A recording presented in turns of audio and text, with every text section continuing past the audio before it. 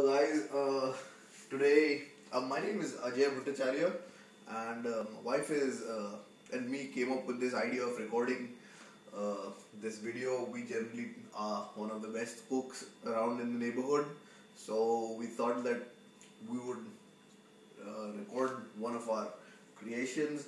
It's one of the regular dishes that we have on a regular basis. Yeah, as I mentioned, I'll just let you know how we make this. And today we're going to be making Punjabi Rajmah. Since we live in a very predominantly Punjabi area, that's the view outside our house. And coming back to cooking Rajmah. So the ingredients that we have bay leaves. These are elaichi, the big ones, the black ones. Generally people don't like having them. Then we've got slit chilies. We've got one hot dried red chili. Now this isn't the Kashmiri chili, that's why I'm just using one, otherwise I would have used like 2 or 3. Then remember, we're just using ginger and not garlic. Now this is a myth that we have to use ginger and garlic when making Rajmah, but then it wouldn't be a Punjabi Rajmah. The fact of the matter remains that Punjabi Rajmah just has ginger in it. Also, we have that's crushed black pepper.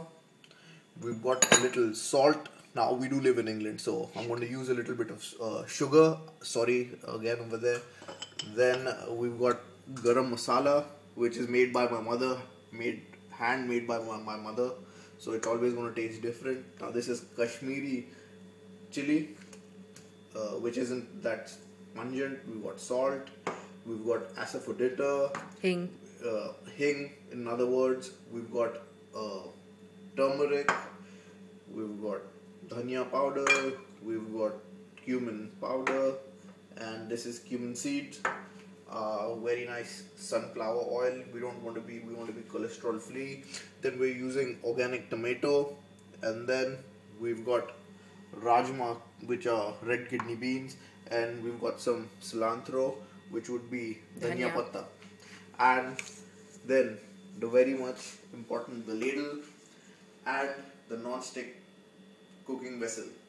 So now what I'm going to do is I'm going to start by turning the heat on, just making sure that the vessel is really hot at the start, and as it becomes a little hot, that's when I'm going to reduce the flame so that I can give the tadka, or rather the tempering.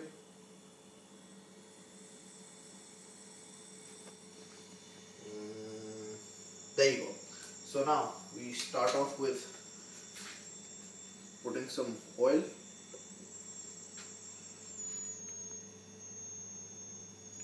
Usually the fact remains that every time you cook food, you go to restaurants and you have food, the taste over there, generally everybody likes the taste. The fact is that I have come to this conclusion wherein I think when people use a lot more oil, it sort of enhances the taste, but then I tend to reduce the oil factor.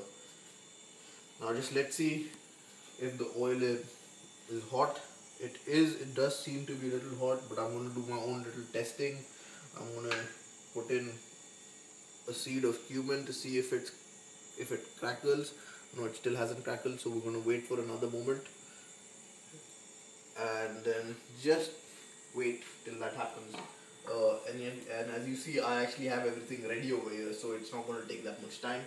It's just a matter of putting all the ingredients together, and we're just waiting on for that. So yeah, it does seem that our oil is hot. I like using a little more cumin seeds, so you might see a little more extra cumin seeds in my dishes, but then I like the flavor cumin, so I'm going to put in a little extra, but then again it all depends upon the individual's choice, so that's up to you guys. But then I'm going to use this hing.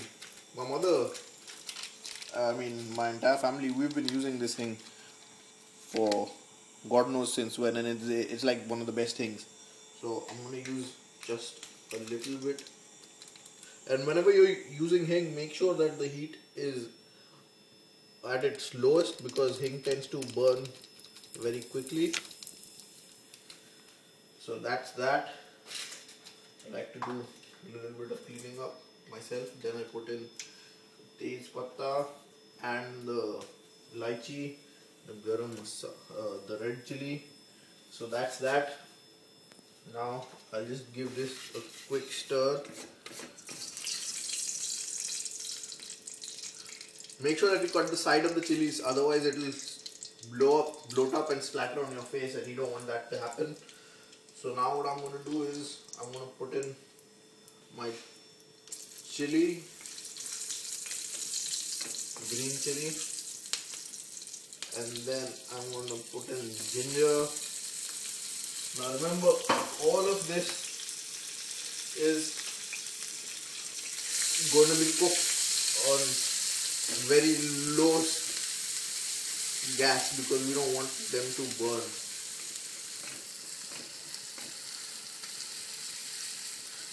And this time we're just not going to be using any onions and all that stuff. I mean, onions generally taste good when you're making non-vegetarian food.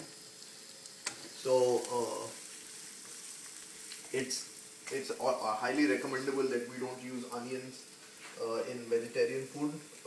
It just gives it an extra good taste. Now what I'll do is, I've had these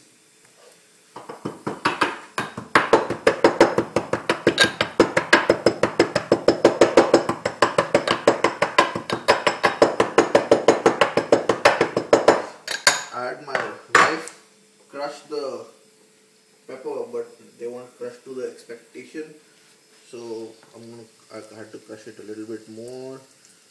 This just adds a little flavor to it. And then still mix in. Yeah, if you see, the masalas and everything have infused. So what I'm going to do is I'm going to put some coriander powder. No, actually this is cumin. Just to your taste, essentially. I don't have any specific measurements. I just Can you open it? go according to the look of it, and it generally tends to be good. So that's that. But the key is, you got to do it very quickly.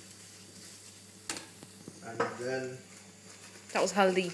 that was turmeric, and then I'm going to put in the red chili powder. Now this is Kashmiri powder, red chili, so I've just been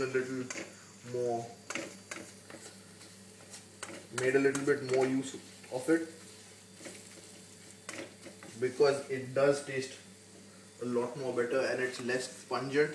Always remember that you're not going to be using the regular red chili, is because it does give it a very, very pungent taste, and you don't want Rajmah to be very pungent. Rajmah is a very subtle taste.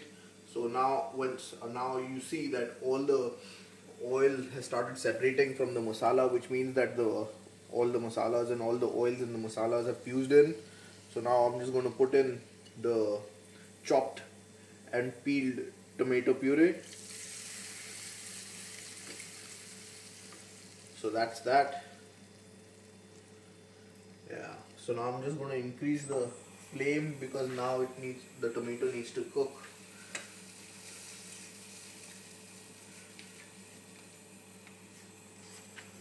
Yeah. I'm just going to do the dishes while this happens. Yeah. So always need to have a tidy kitchen. So that's really important. You don't need to worry about the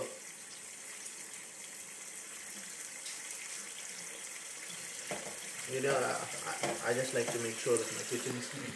So you want to keep cleaning and doing everything at the same time.